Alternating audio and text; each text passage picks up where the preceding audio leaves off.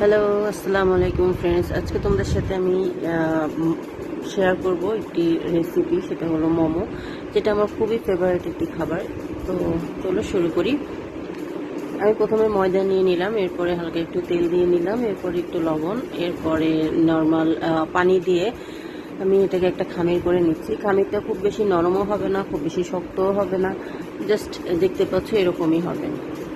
তো আমি 3টা রুটির জন্য 3টা খামির 3 ভাগ করে রেখে দিলাম। এরপর আমি পুর বানানোর জন্য চিকেনের কিমা নিয়ে নিলাম, এরপরে নিয়ে নিলাম পেঁয়াজ কুচি, তারপরে দিয়ে দিব হচ্ছে কাঁচামরিচ কুচি, গোল গোল করে কুচি করা কাঁচামরিচ, সেগুলা স্বাদ মতো দিয়ে দিলাম। যে যতটুকু মরিচ খেতে পছন্দ করে সে ওই অনুযায়ী দিলেই হবে। এরপরে দিয়ে দিলাম হচ্ছে লবণ আর হালকা একটু টেস্টিং সল্ট টেস্টের জন্য। আর হচ্ছে দিয়ে দিলাম একটু আধা চা চামচ হচ্ছে রসুন বাটা আর আধা চা চামচ আদা বাটা।